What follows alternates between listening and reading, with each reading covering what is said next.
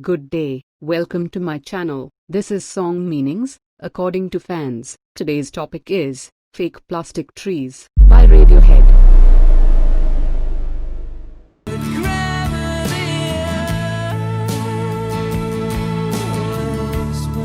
Come on, we've all been there, right?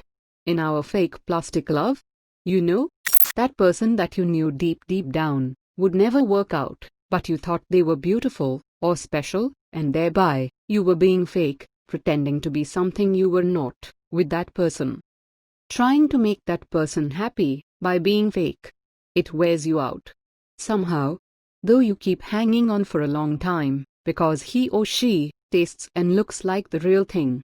You think if this relationship ends, you might blow through the ceiling. You can't help the feelings you still have for the person.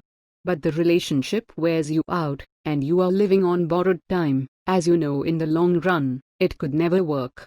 It's fake and plastic. I think it's about wanting something you can't have, but even that thing you desire so much isn't what you need. She tastes like the real thing. In a world full of fakeness, he wants desperately to believe that this one is the real thing. He's willing to be fake himself. Have you ever seen the Shel Silverstein poem about the woodpecker and the rubber tree? It just keeps pecking anyway. It's absolute desperation. And it wears me out, it wears me out, it wears me out, it wears me out. If I could be who you wanted. If I could be who you wanted. All the time. All the time. I played this song while I was contemplating suicide. I was, still, facing a lot of heartache. My Asperger's is a significant obstacle to my social life. My dad physically and verbally abuses me, and the women I love are nice, but are shallow, materialistic, and don't love me back. By August 26th, these things wore me out, and I finally tried to kill myself, because I felt like no one will ever love me enough to stop hurting me like my dad, or love me for who I am. If I could be who she wanted me to be, I feel that women would finally accept me. This shallowness of our society just destroys good-hearted people who may not be gorgeous, but have a lot to offer. This song is easily one of my favorite songs, but it is also one of the saddest songs, for this reason. There are three stories: a woman wrapped in fake happiness, a man creating fake realities, and who is eventually owned by it, and the speaker's own love. For me, the first two serves as a backdrop for the third story. The third story is actually where the music picks up. Similar to what has been posted, it's about loving someone so much that you are forced to be someone you are not. The song laments on how difficult it is, but he has no choice. Love makes you do crazy stuff. It makes you endure things you don't want to endure. But it's wearing him out. How it ends is really up to you. There's something so piercing about this song, and its subtle sense of hopelessness, yet it ultimately makes it so comforting. Wow, great and sad song. Tom is a genius. This song quite describes my life right now. In a world that people and feelings are shallow and fake, I found a different and sensitive girl, a girl who sees the things as I do. And soon I was madly in love with her. She looks like the real thing. She tastes like the real thing. And yeah, after a long time gathering courage, and that feeling burning me inside, I told her how much I love her, how much I care, and want to stay with her. But she just don't care about me and my feelings. I don't make any difference in her life. It wears me out. Even thought I still love her, but I can't do anything about it. She doesn't want me. If I could be who you wanted, all the time. Shit, I want you so much. Can't stop crying listening to this. He's talking about the American lifestyle. We don't care about how something really is, as long as it looks good and gives a good impression to those whose opinions mean something to us. The girl married the guy because her family would be happy. She married a successful guy who probably did plastic surgery, which is faker than fake. Everyone is just living in a house of cards. No one knows who anyone really is anymore, because society dictates what we should be. To me, This song is all about artificial societal conformity. The goal to be what the world deems is perfect is a constant challenge because of aging and gravity, as mentioned in the song. It speaks of a man who was a plastic surgeon who once thought looks were everything. That's where he first fell in love, and that's where his money came from. But eventually, he realized that there is no authenticity in pretending to be something else. The perpetual struggle to remain perfect actually causes imperfection, and in conclusion, it wore him out, like it wears all of us out. Perfection is non-existent, and we're all living in a fake plastic world, trying to be something we're not. My take. This is a song about a woman who married a rich plastic surgeon and had the perfect life, living in the suburbs. Years later, neither were happy. He was a depressed plastic surgeon, and she realized the material things didn't make her happy anymore. She was stuck in the suburbs, acting like she was happy with her fake smile, fake watering can, watering her flowers, which she didn't give a shit about, while here, she still lived with her miserable, depressed husband. Would make a rather good fictional book. This is my favorite song. Whenever I can't sleep, I put on this song, and am out like a light. His voice is just so soothing, you know? I think this song is about how everything in the world is so corrupt and fake, even the trees. And it's like not even love can be real anymore. To me, this song is about the depression that comes during those existential crises that everyone has on occasion, often after a painful breakup. You doubt the meaning of all that you do and all that you have done. You doubt the necessities of all the orders and structures in the world. And probably worst of all, you doubt if you even know what real love is. Tom conveys this desperate pain in the way he sings. She looks like the real thing. She tastes like the real thing, my fake plastic love. He so desperately wanted his ex-girlfriend to be his true love, but their love disappeared, and he is left wondering if any of it was real.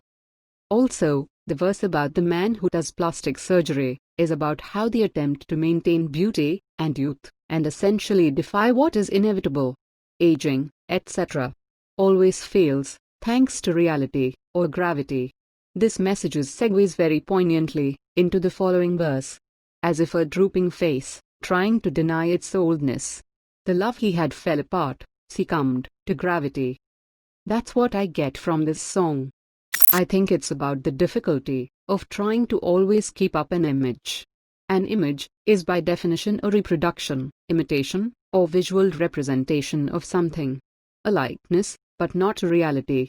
People, especially celebrities, have to keep up an image, and it eventually becomes too difficult to do, and wears them out.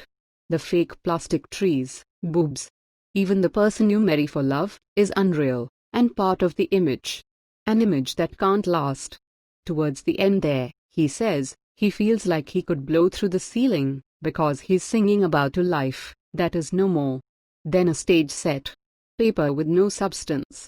The real problem is, the image owns the image maker in time, and the people he's fooled all his life with the image want him to remain the image, not the reality. At the end, he's wishing he could be who the people want all the time, but it wears him out trying. It's about a blow-up doll, and this guy who's wanting her to be real. She looks like the real thing.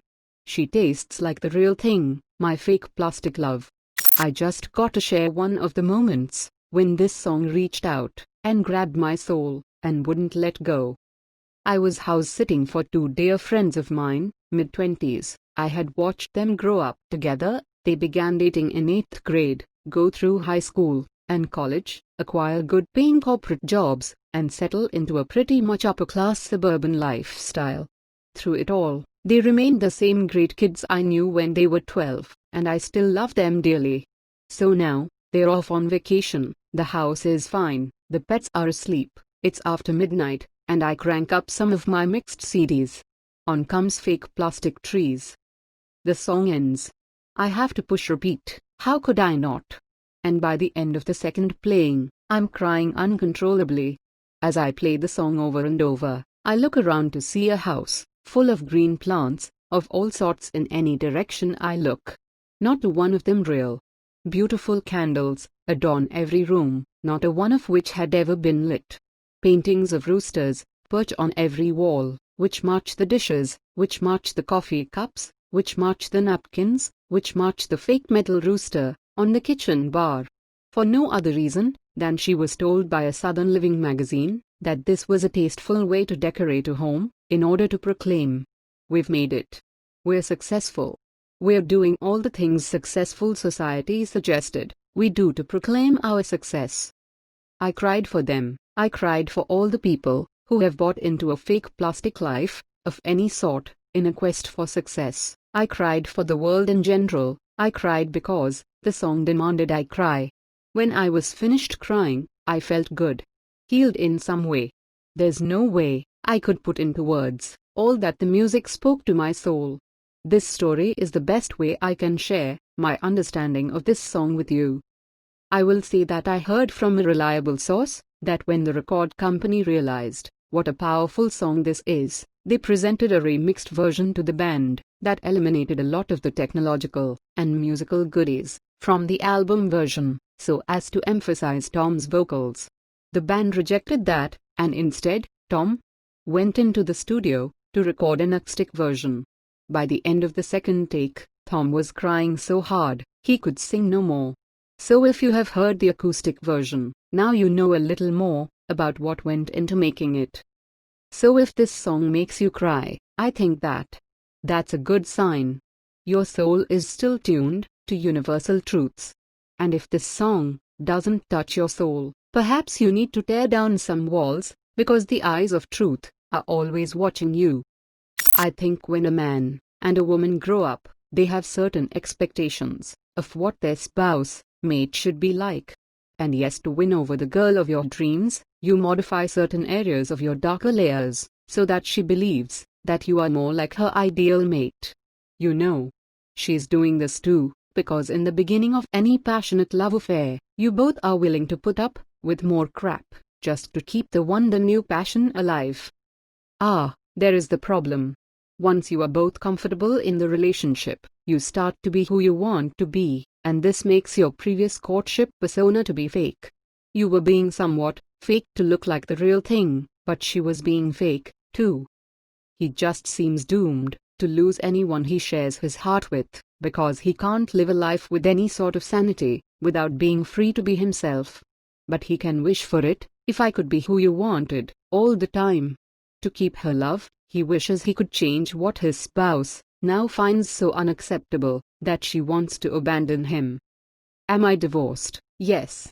Does the song resonate with me? Yes.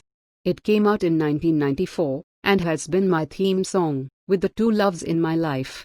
They overlooked my imperfections in the beginning, and did my damnedest to hide my clinical depression. But just like in the song, being fake wears me out. The first verse is pretty self-explanatory. A woman is so accustomed to her fake world that she's oblivious to how consuming it is. A town full of rubber plants to get rid of itself. Even the methods to avoid our plasticity are plastic themselves. This is major problem with postmodern society. We realize what we are, but it changes little. It wears her out. The second verse, which nobody is picking up on, is talking about her presumed husband, who's a plastic surgeon, a cracked polystyrene man, who does surgery for girls in the 80s. Whether or not these girls are in their 80s, trying to look young again, or if most of his work was done in the 80s, as a great deal of plastic surgery was done, is not entirely important. But gravity always wins, is a double entendre, both referring to the fakeness of these surgeries, in how plastic surgery can't fight gravity, but also in the efforts he makes to fight the inevitable. It wears him out.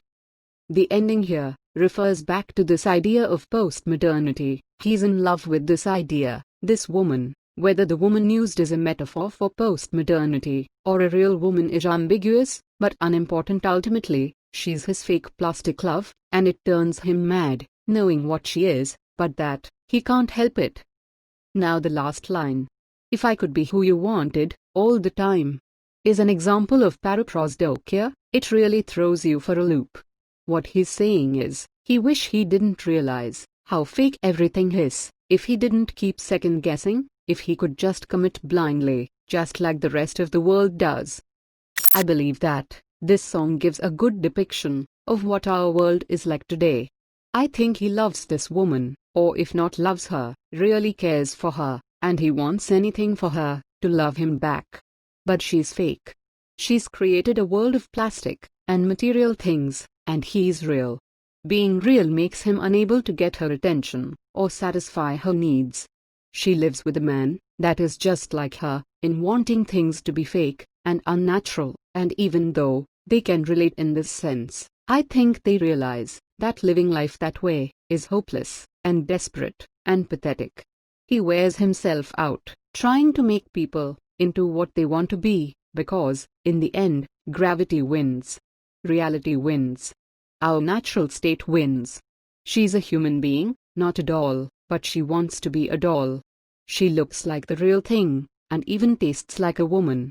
But she's attracted to the epitome of everything she's not, making her fake, and making him subject to being a hopeless romantic. Beautiful song, powerful message. I reckon that it's about the superficiality of the world.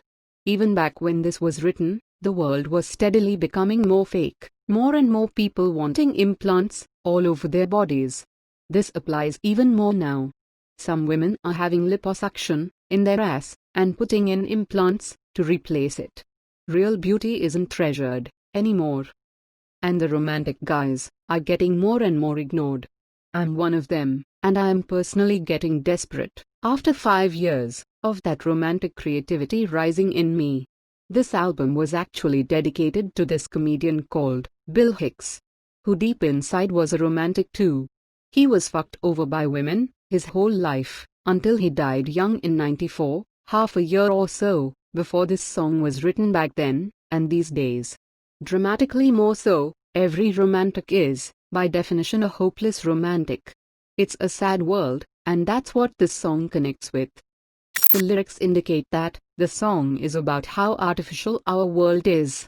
The denial of a flawed relationship, caring about a celebrity whose image is purely that of exaggerated gossip from columnists, and even all characters on television and the internet.